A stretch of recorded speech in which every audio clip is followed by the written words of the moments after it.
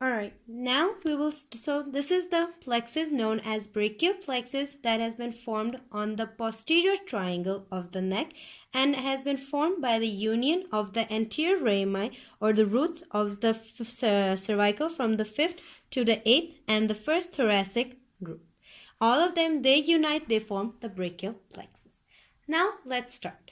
The plexus is further divided into roots, into your trunks, into divisions, into cords, and then into their branches.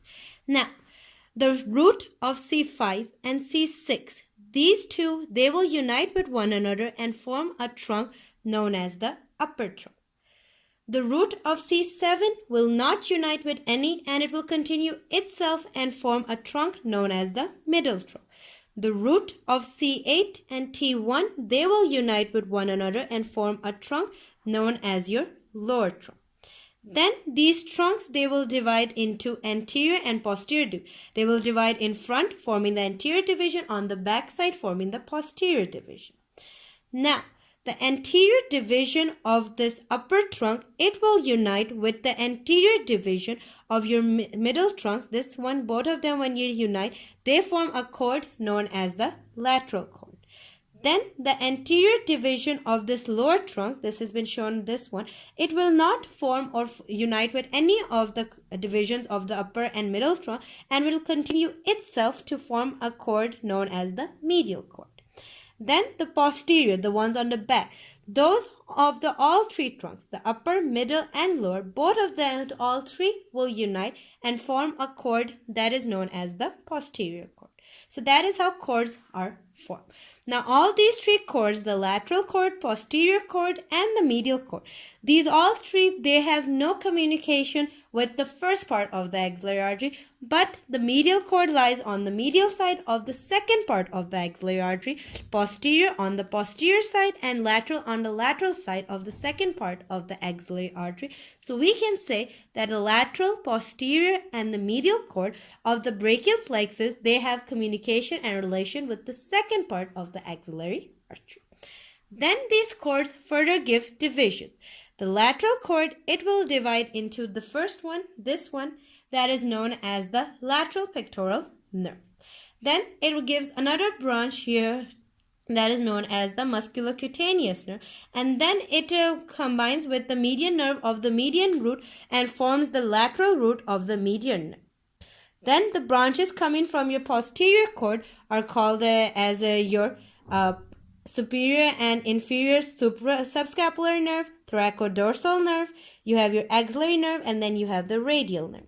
From the medial cord, the branches arising are your medial pectoral nerve, medial cutaneous nerve of the arm and forearm. Then you have your medial cutaneous nerve of the arm, medial cutaneous nerve of the forearm, and then you have the ulnar nerve. That was about it. And also branches are coming from your roots. From the roots, two branches are arising. Number one, known as the dorsoscapular nerve, and then this long thoracic nerve. And from the trunk, two nerves are arising. On the top one is your suprascapular nerve, and on the bottom is the nerve to the subclavius. Now, what is their function? Is basically that the dorsoscapular nerve, it supplies the muscles of the rhomboid minor, rhomboid major. Their nerve supply is done by this nerve, known as the dorsoscapular nerve. Then this long thoracic nerve, it will supply your serratus anterior muscle. Then this one that is known as the suprascapular nerve, it supplies your supraspinatus muscle and infraspinatus muscle. Then your nerve to the subclavius arising from the upper trunk of the brachial plexus, it will go and supply your subclavius muscle. Then from the cords, from the lateral cord, this lateral pectoral nerve arising from the lateral cord of the brachial plexus, it will supply the pectoris major muscle. The musculocutaneous nerve arising from the lateral cord of the brachial plexus supplies the coracobrachialis muscle. The lateral root of the median nerve, it will supply the same muscles with the median root of the median nerve because they form a union. That was from the muscles supplied on the lateral cord of the brachial plexus. Now the muscles being supplied from the medial cord of the brachial plexus are, number one, this one, the medial pectoral nerve, supplying the pectoris major muscle, pectoris minor muscle.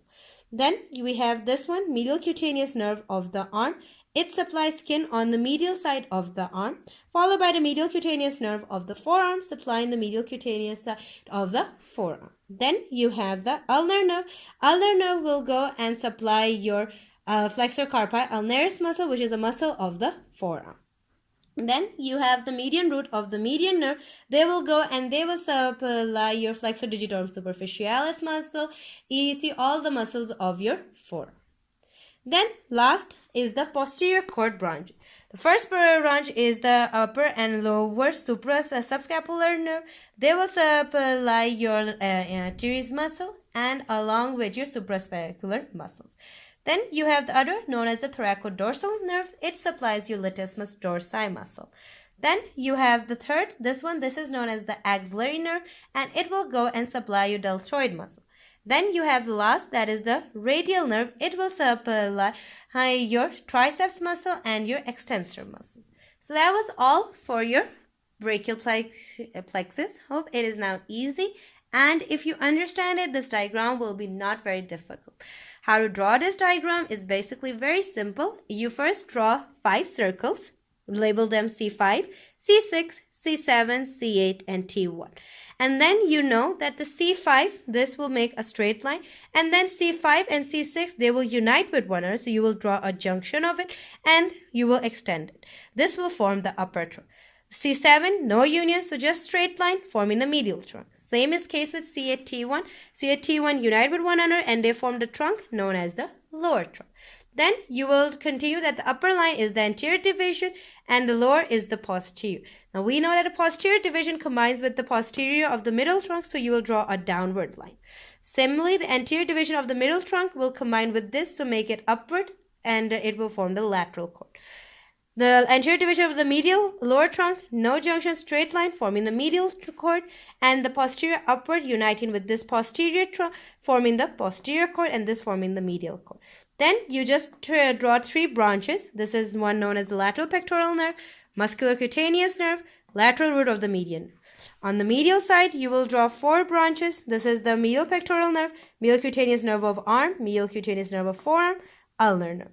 And this one is the medial root of the median. On the posterior, you will draw these and you will draw 4 divisions. This is known as the upper and lower subscapularis nerve. You have the thoracodorsal nerve, you have the axillary nerve, and you have the radial nerve.